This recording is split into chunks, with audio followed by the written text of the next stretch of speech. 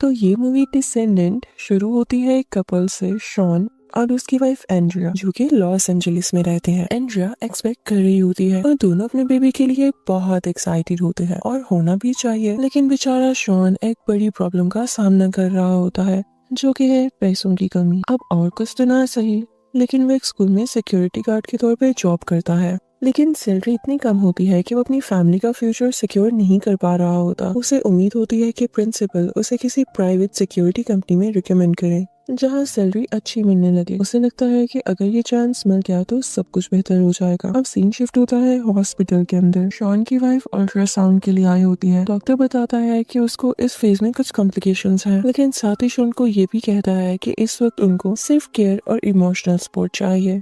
यहाँ से ये क्लियर हो जाता है कि शॉन अपनी जिम्मेदारी को कितना सीरियस लेता है। उसका सबसे बड़ा कंसर्न ये होता है कि वो अपने बच्चे के लिए एक सिक्योर लाइफ बना सके। उसकी वाइफ भी जॉब करती है, लेकिन शॉन चाहता है कि एक दिन वो इतना कामयाब हो कि उसकी बीवी को कोई भी काम ना करना पड़े। इतनी सारी स्ट्रगल्स करने के बावजूद और इतनी सारी ओवर थिंकिंग के बावजूद भी उनका रिश्ता काफी मजबूत होता है। दोनों एक दूसरे के साथ बहुत खुश हैं और अपनी लाइफ को बैलेंस करने की कोशिश कर रहे हैं। शॉन अपना काम ऑनेस्टी से करता है, हर किसी के साथ अच्छा बिहेव करता है और अपनी रूटीन लाइफ फॉलो करता है। लेकिन एक रात सब कुछ बदल जाता है। शॉन रात में एक्सरसाइज कर रहा होता है जब स्ट्रीट लाइट फ्लिकर करने लगती है। वो ऊपर देखता है तो आसमान में एक अजीब सी रोशनी नजर आती है जो अननेचुरल तरह से मूव कर रही होती है, जैसे कोई इनविजिबल फोर्स उसे कंट्रोल कर रही हो। कुछ सेकंड्स तक वो लाइट हवा में घूमती रहती है और फिर एकदम से गायब हो जाती है। ये मोमेंट शॉन को कंफ्यूज और परेशान कर देता है। उसे लगता है कि कुछ अजीब होने वाला है। अब कहानी का टोन यहाँ से थोड़ा मिस्टीरियस हो जाता है। सीन शिफ्ट होता है अगले दिन की पार्टी सीन पे। शॉन और उसकी वाइफ अपने दोस्त के साथ घर जाते हैं। ये लड़का उसका पुराना दोस्त होता है,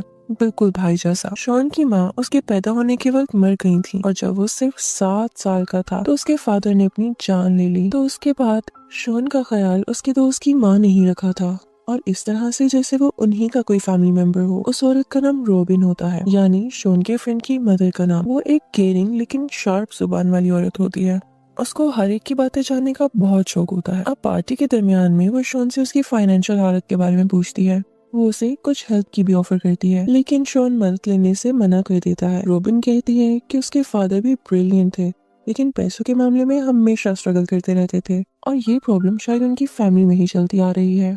थोड़ी देर बाद शॉन का फ्रेंड उसको बेसमेंट में ले जाता है कुछ पर्सनल बात करने के लिए। अब वो उसे मजाक में कहने लगता है कि क्या तुम श्योर हो अपने बेबी के लिए? तुम्हें लगता है कि तुम रेडी हो? कहीं बाद में तुम्हें पछताना ना पड़े। तो शॉन उससे कहता है कि यार अब 7 महीने बाद वापस मुड़ना पॉसिबल तो नहीं है ना। उसके बाद शॉन का दोस्त एक पुरानी याद शेयर करता है। हाई स्कूल के कैंपिंग ट्रिप में एक डियर फेंस में फंस जाता है। जब सब लोग भाग जाते हैं, शॉन डियर के पास जाके उसे काम करता है और उसे फ्री कर देता है।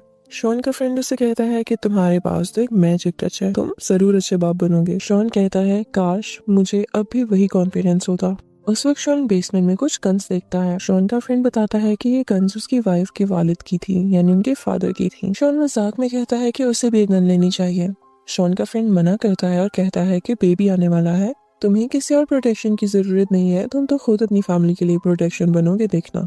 अब उस रात जब वो घर जा रहे होते हैं, शॉन को उसके बॉस का मैसेज मिलता है कि स्कूल के सिक्योरिटी सिस्टम में प्रॉब्लम है। वो अपनी वाइफ को घर ड्रॉप करता है और मैसेज भेजता है कि वो लेट आएगा, इसलिए उसका वेट ना करें। अब सीन शिफ्ट होता है स्कूल के रूफटॉप पे। शॉन सिस्टम फिक्स करता है और देखता है कि रूफटॉप लाइट फिगर कर रही है। वो ऊपर चढ़ के चेक करने जाता है और एकदम से आसमान में एक ब्लाइंडिंग लाइट चमक उठती है। उसे ऐसा लगता है जैसे वो लाइट उसे खींच रही हो। सब कुछ डार्क हो जाता है और उसके जहन में अजीब सीन्स फ्लैश होने लगते हैं। एक वेब जैसा स्ट्रक्चर, उसके सर से कनेक्टेड कुछ ट्यूब्स और उसके पास उसके फादर की लाइफलेस बॉडी, यानी बेजान जिस्म। थोड़ी ही देर बाद शॉन हॉस्पिटल के बेड पर आंख खोलता है। उसके सर पे बैंडेज लगा होता है और उसके पास उसकी वाइफ बैठी होती है। उसे समझाती है कि वो स्कूल के रूफटॉप से गिर गया था, लेकिन एक मिरेकल ने उसे बचा लिया। डॉक्टर भी कहता है कि उसका बचना किसी मौत से कम नहीं। अब उसे कुछ दिन रेस्ट करने को कहा जाता है। कुछ दिन गुजर जाते हैं और अब शॉन फाइनली घर आता है। उसकी बीवी उसे डांटती है कि तुमने एक बल्ब की खातिर अपनी जान रिस्क में डाल दी। वो कहती है कि मुझे और हमारे बेबी को तुम सेफ चाहिए हो। शॉन वादा करता है कि वो ज्यादा एहतियात से काम करेगा, लेकिन जैसे जैसे वो रिकवर करता है उसे कुछ नया महसूस होने लगता है। उसके अंदर जैसे कोई नई एबिलिटी एक्टिवेट हो गई हो। पहले वो ड्राइंग में बिल्कुल वीक था, लेकिन अब उसके हाथ से डिटेल स्केचेस और पेंटिंग्स निकलती हैं। जैसे उसके अंदर कोई छुपा हुआ टैलेंट जाग गया हो। इसके साथ ही एक और चीज शुरू होती है, हेलुसिनेशंस, यानी उसे वो चीजें नजर आने लगती हैं जिनका रियलिटी से कोई ताल्लुक नहीं होता। एक सुबह जब उसकी वाइफ घर से निकलती है तो वो देखता है कि एक इनविजिबल फोर्स उसे अंधेरे में खींच रही है, और फिर एक ही सेकंड में सब कुछ नॉर्मल भी हो जाता है, जैसे ये सिर्फ एक ख्वाब था। फिर हम नेक्स्ट डे शॉन को हॉस्पिटल के अंदर देखते हैं, जो कि वेटिंग एरिया में बैठा होता है। जब स्क्रीन पे उसे अपनी वाइफ नजर आती है जो कि दिल में चिल्ला रही होती है, तो वो पैनिक में उठता है और बाहर भागता है। बाहर उसे एक बेंच पे खुद अपनी ही जैसी शक्ल वाला आदमी बैठा हुआ दिखाई देता है, सेम टू सेम उसका ही रिफ्लेक्शन, लेकिन थका हुआ, बीमार और कंफ्यूज्ड। अब यहाँ से स्टोरी और डिस्टर्बिंग बनने लगती है। शॉन का रियलिटी से कनेक्शन आहिस्ता आहिस्ता टूटने लगता है। उसके सेंसेस अब नॉर्मल हो जाते हैं। वो दूर की आवाजें भी सुन लेता है और हर वक्त कुछ ना कुछ स्केच करता रहता है, जैसे उसके हाथ अपने आप मूव हो रहे हों। डॉक्टर्स उसके टेस्ट भी करते हैं, लेकिन कुछ भी अब नॉर्मल नहीं मिलता। सब कुछ नॉर्मल लगता है, लेकिन शॉन अंदर से जानता है कि कुछ तो गलत हो रहा है। उसे लगता है कि जैसे वो किसी और जगह में फंसा हुआ है और अपने आप को वापस लाने की कोशिश कर रहा है। वो इंसिडेंट जो स्कूल के रूफ टॉप पे हुआ था, अब उसे एक नॉर्मल गिरना नहीं लगता। उसे शक होता है कि शायद वो किसी और दुनिया या किसी एलियन फोर्स का हिस्सा बन गया था। स्टोरी अब यहाँ पे कुछ डार्क टर्न लेती है। हर सीन के साथ कंफ्यूजन बढ़ रही है। क्या ये सब रियलिटी है या शॉन के दिमाग का इल्यूशन, कुछ पता नहीं चलता। सीन शिफ्ट होता है डॉक्टर के ऑफिस के अंदर। शॉन अपने स्केचेस लेकर आता है और डॉक्टर को दिखाता है। हर ड्राइंग ही अजीब सी होती है। उनके शेप्स और फिगर्स एक अलग वर्ल्ड जैसे लगते हैं। शॉन डॉक्टर को बताता है कि उसे अक्सर अजीब विजन्स दिखते हैं और तो और उसके सुनने की एबिलिटी भी बढ़ गई है, यानी हियरिंग सेंस। डॉक्टर इस सब का कोई साइंटिफिक रीजन नहीं दे सकता, लेकिन वो शॉन को इनकरेज करता है कि ड्राइंग कंटिन्यू रखे। डॉक्टर कहता है कि हो सकता है कि उसका माइंड कुछ कम्युनिकेट करने की कोशिश कर रहा हो। साथ ही वो सजेस्ट करता है कि शॉन एक साइकियाट्रिस्ट से भी मिले ताकि उसके मेंटल स्टेट को समझा जा सके। फिलहाल वो कोई भी मेडिसिन प्रिस्क्राइब नहीं कर सकता। सीन शिफ्ट होता है शॉन के घर पे। अब वो अपने नॉर्मल दिन जीने की कोशिश कर रहा है, लेकिन हेलुसिनेशंस उसे चैन नहीं लेने देती। रात के वक्त उसे घर के अंदर से कुछ आवाजें आती हैं। वो किचन से एक नाइफ उठाता है और आहिस्ता आहिस्ता ड्राइंग रूम की तरफ जाता है। वहाँ उसे एक डॉग मिलता है जो पता नहीं कैसे घर के अंदर आ गया था। शॉन उसे अपने दोस्त के घर ले जाता है ताकि वो सेफ रहे। थोड़ी ही देर बाद शॉन बेबी के रूम के लिए पेंट लेने मार्केट जाता है। साथ ही वो कुछ आर्ट सप्लाईज भी खरीद लेता है। जब वो घर लौटता है तो रोबिन उसे देखकर मजाक में कहती है कि अब तो तुम आर्टिस्ट बन गए हो, लेकिन शॉन के लिए ये मजाक नहीं होता, क्योंकि अब उसके सेंसेस इतने शार्प हो गए हैं कि वह दूर से भी लोगों की बातें सुन सकता है। एक दिन की रात साफ करते हुए उसे अपने फादर की पुरानी फोटोज मिलते हैं। उन्हें देखता रहता है और अंदर से इमोशनल हो जाता है। उसके जहन में उसके बचपन की यादें वापस आने लगती हैं। फिर एक दिन हम देखते हैं कि शॉन अपने बेबी के कमरे की दीवार को पेंट कर रहा है, लेकिन पेंट करते करते वो कुछ और ही स्ट्रक्चर बना देता है, जैसे कोई हिप्नोटिक पैटर्न हो। जब उसकी वाइफ रूम में आती है तो वो फ्लोर पे सोया होता है और होश आने पर वो भी शॉक में आ जाता है, क्योंकि उसे याद ही नहीं होता कि उसने कब बनाया। उनका बेबी आने में कुछ ही दिन बचे थे, लेकिन शॉन का माइंड अब ज्यादा हैवी और अनस्टेबल फील करता है। कभी उसके सेंसेस एक्सट्रीम लेवल पे चले जाते हैं और कभी बिल्कुल ही डल हो जाते हैं।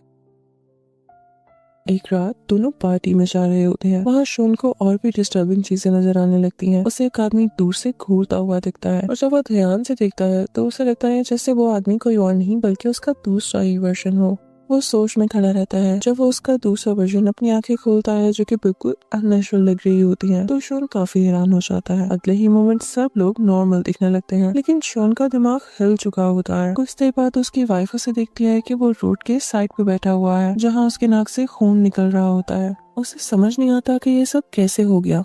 और उसी रात शॉन नींद में उठता है और देखता है कि उसके हाथ पे एक छोटी सी चोट लगी हुई है। वो उसे स्क्रैच करता रहता है यहाँ तक कि जब तक उससे खून निकलना नहीं शुरू हो जाता। उसके बाद उसे अपनी शक्ल शीशे में भी बहुत अजीब लगती है। अब शॉन पूरी तरह से ब्रेकडाउन के करीब होता है। वो रियलिटी और इल्यूशंस के बीच बंधा है। वो अपनी वाइफ से कहता है कि मुझे तो तुम्हारा प्रोटेक्टर बनना था, पर मुझे लगता है कि मैं तुम्हारे लिए बोझ बन के रह गया हूँ। मुझे ऐसा लगता है कि जैसे मुझे कोई रोक रहा है। उसकी वाइफ उसे बताती है कि ये सब तुम्हारे माइंड का इफेक्ट है और ऐसे नेगेटिव सोचों से दूर रहो। फिर हम देखते हैं कि शॉन अपने फ्रेंड के घर पे जाता है और उसे गन मांगता है। उसका दोस्त उसे गन देने से मना कर देता है और कहता है कि ये गलत आइडिया है, लेकिन शॉन नहीं मानता। उसे लगता है कि कुछ उनके खिलाफ आने वाला है और उसे अपनी फैमिली को प्रोटेक्ट करना होगा। फिर एक दिन जब वो बिल्डिंग के पास पोस्टर चिपका रहा होता है तो उससे अंदर से बेबी के रोने की आवाज आती है। वो फौरन से अंदर भाग कर जाता है, लेकिन जब अंदर जाकर देखता है तो वहाँ कोई भी नहीं होता।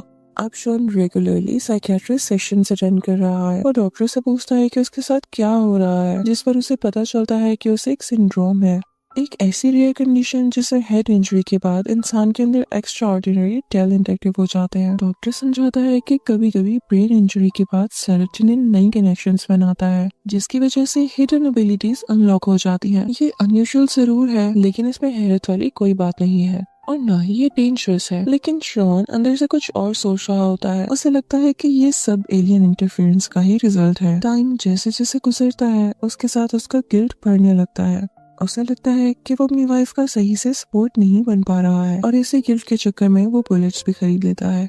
अगले दिन उसकी वाइफ उस गन को ढूंढ लेती है और उस पर गुस्सा करती है। वो कहती है कि हमारा बेबी आने ही वाला है और आपने घर में गन्स रखी हुई हैं। आपको मालूम है कि घर में गन रखना सेफ नहीं है। लेकिन शॉन उसकी बात सुनने की बजाय गन्स को उठाकर छुपा देता है अपनी गाड़ी में। फिर सीन शिफ्ट होता है स्कूल के अगले दिन। उसका बॉस कहता है कि स्कूल गेट रात भर ओपन था और दीवार पे कुछ अजीब सी राइटिंग मिली है। बॉस उसे कहता है कि सॉरी, अब वो उसकी प्रमोशन के बारे में तो नहीं सोच रहा, लेकिन उसकी करंट जॉब वो रख सकता है। शॉन की ड्राइंग्स वक्त के साथ साथ और डिस्टर्बिंग होने लगती हैं। टॉल एलियन फिगर्स, खाली आंखों वाले क्रिएचर्स और अजीब लैंडस्केप जैसे कोई डेजर्ट वर्ल्ड हो। हर स्केच जैसे एक कोडेड मैप लगता है, जैसे वो किसी जगह वापस जाना चाहता हो। उसकी वाइफ ये सब देखती है और रो कर पूछती है कि ये इमेजेस क्या कहना चाहती हैं, इनका मतलब क्या है। लेकिन शॉन के पास कोई जवाब नहीं होता। इनफैक्ट उसे खुद समझ नहीं आ रहा होता कि ये सब क्या सिग्निफाई कर रहा है, यानी इन सब का मतलब क्या है। सीन शिफ्ट होता है कुछ दिन बाद जब शॉन आंसर्स ढूंढने के लिए रॉबिन के घर जाता है। उसे लगता है कि शायद रॉबिन उसके फादर के बारे में कुछ जानती हो। वो उससे पूछता है कि एस्टर क्या है, क्योंकि ये नाम उसके माइंड में बार बार आ रहा होता है। रॉबिन उसे बताती है कि एस्टर असल में वो टाउन है जहाँ शॉन के फादर रहते थे, उनका चाइल्डहुड होम। लेकिन जैसे ही रॉबिन ये कहती है, शॉन को उसके चेहरे पे एक अजीब सी ट्रांसफॉर्मेशन दिखाई देती है। उसे लगता है जैसे रॉबिन का फेस एलियन जैसा बन गया हो। वो पैनिक में आ जाता है और चिल्लाने लगता है कि तुम लोग इंसान नहीं हो। उसे अपनी बात पे यकीन दिलाने के लिए वो एक नाइफ उठाता है और अपने हाथ पर छुरी चला देता है ताकि ये टेस्ट कर सके कि क्या ये सब रियल है। अब जैसे ही उसके हाथ से खून निकलता है तो वो शॉक में आ जाता है क्योंकि दर्द रियल होता है। रॉबिन उसे बैंडेज करने की कोशिश करती है, लेकिन वो और ज्यादा डिस्टर्ब हो जाता है। अब हम बीच का सीन देखते हैं। शॉन अपने हाथ में गन लेकर चलता है। उसकी सीन में सिर्फ एक ही सोच होती है कि शायद सब कुछ खत्म कर देना ही बेहतर है। लेकिन जब वो समुद्र के किनारे खड़ा होता है तो वो ट्रिगर नहीं दबा पाता। वो गन को दूर फेंक देता है और वापस लौट आता है। जब घर पहुंचता है तो ये देखकर शॉक हो जाता है कि रॉबिन और उसके दोस्त की वाइफ, उसकी वाइफ यानी शॉन की वाइफ के पास होती है। शॉन की वाइफ बेहोश सी होती है। शॉन के दोस्त की वाइफ यानी रॉबिन की डॉटर इन लॉ शॉन पे चिल्लाती है, कहती है कि उसकी वजह से उसकी बीवी इतनी स्ट्रेस में चली गई है और उस वक्त शॉन की वाइफ उसे मिलने से मना कर देती है। इस मोमेंट के बाद शॉन का दिल सा टूट जाता है। वो अपने फ्रेंड के घर रुकता है और कुछ दिन तक वहीं स्टे करता है, लेकिन उसका दिमाग अभी भी रेस्ट नहीं लेता। हर वक्त वो ड्रॉ करता रहता है, पेजेस पे पेजेस भर देता है, अजीब डिजाइन्स और अजीब शेप्स। उसे याद आता है कि डॉक्टर ने कहा था कि ड्राइंग शायद उसके माइंड का हीलिंग प्रोसेस का पार्ट हो।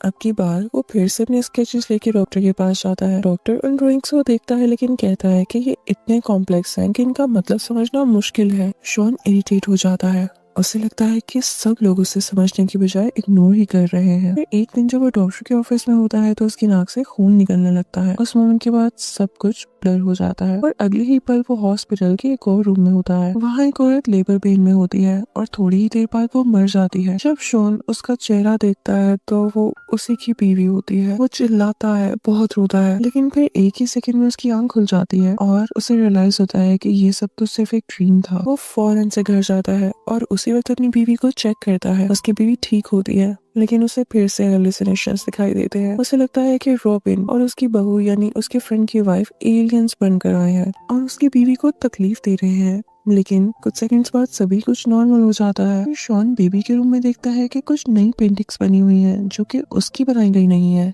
पेंटिंग्स एक जगह का सीन दिखाती हैं, एक टाउन जिसका नाम होता है एस्टर। वो शॉक में आ जाता है क्योंकि ये वही नाम था जो उसके दिमाग में बार बार आ रहा था। उसे लगता है कि शायद ये जगह उसके पास से जरूर कहीं ना कहीं जुड़ी है। वो कार लेकर सीधा एस्टर के लिए निकल पड़ता है और जब वो वहाँ पहुँचता है तो उसे हर जगह वही लैंडस्केप नजर आते हैं जो उसने अपनी ड्राइंग्स में बनाए हुए थे। उससे लगता है कि जैसे उसके बचपन की यादें वापस आ गई हों। थोड़ा आगे जाके वो अपना पुराना घर देख लेता है घर के बाहर एक आदमी बैठा होता है, उसका अपना फादर। ये देखकर शॉन के पैर जम जाते हैं, यानी वो फ्रीज हो जाता है। वो जानता था कि उसके फादर की डेथ 2 साल पहले ही हो चुकी थी, लेकिन फिर भी वो उन्हें सामने देख पा रहा है। उनके पास जाकर बैठता है। उसके फादर मुस्कुरा रहे होते हैं और कहते हैं कि तुम एक अच्छे बाप बनोगे, तुम वो सब करोगे शॉन जो मैं नहीं कर सका। ये बातें सुनकर शॉन की आंखों में आंसू आ जाते हैं। वो कहता है कि आपका बेटा उससे बहुत प्यार करता है। जब शॉन वहाँ से उठकर जाने लगता है तो एकदम से गन शॉट की आवाज आती है। उस मोमेंट पर सेम ब्लाइंडिंग लाइट फिर से चमकने लगती है। ऐसे लगता है कि जैसे वो फिर से अपनी असली दुनिया में लौट रहा है। अब सीन शिफ्ट होता है वापस से स्कूल के रूफटॉप पे, वही जगह जहाँ सब कुछ शुरू हुआ था। शॉन को चक्कर आने लगते हैं और वो वहाँ से ही नीचे बैठ जाता है। तभी एक अननोन आदमी उसके पास आता है और कहता है कि तुम बहुत ब्रेव हो, ज्यादा लोग इतनी जल्दी वापस नहीं आ पाते। वो आदमी एक नोटबुक निकालता है जिसमें बहुत सारे नाम और कोऑर्डिनेट्स लिखे होते हैं। हर नाम के साथ एक जगह का मेंशन होता है। वो आदमी कहता है कि री एंट्री इजी नहीं होती। उन्होंने तुम्हारे ब्रेन पे पूरी तरह काम किया है, लेकिन तुम वापस आ गए हो, ये बहुत अनयूजुअल सी बात है। कुछ पता नहीं चलता कि वो आदमी कौन है। अब वो आदमी उसे घर तक छोड़ देता है बिना कुछ और बताए। शॉन भी उससे कोई सवाल नहीं करता। वो सिर्फ घर वापस आकर अपनी बीवी को देखता है और उसके पास ही रहना चाहता है। जब वो घर आता है तो उसकी प्यारी सी बीवी बेड पे सो रही होती है। वो उसके पास जाकर लेट जाता है और पहली बार उसके चेहरे पे एक सुकून भरी मुस्कुराहट होती है। ऐसे लगता है जैसे सब कुछ खत्म हो गया हो, लेकिन लास्ट मोमेंट में एक ट्विस्ट आता है। घर के बेडरूम की वॉल पूरी ड्राइंग से भरी होती है, वही स्ट्रेंज सिंबल्स, लैंडस्केप्स और एलियन फिगर्स जो शॉन ने पहले बनाए थे। ये देखकर एक सवाल उठता है, अगर ये सब एक ड्रीम था तो ये ड्राइंग्स वहाँ कैसे आई? ये सवाल यहीं पे एक मिस्ट्री बन के रह जाता है, जिसका जवाब शायद शॉन खुद भी कभी ना समझ पाए। पर इस सीन के साथ कि वो अपनी बीवी के साथ लेट जाता है, मूवी खत्म हो जाती है।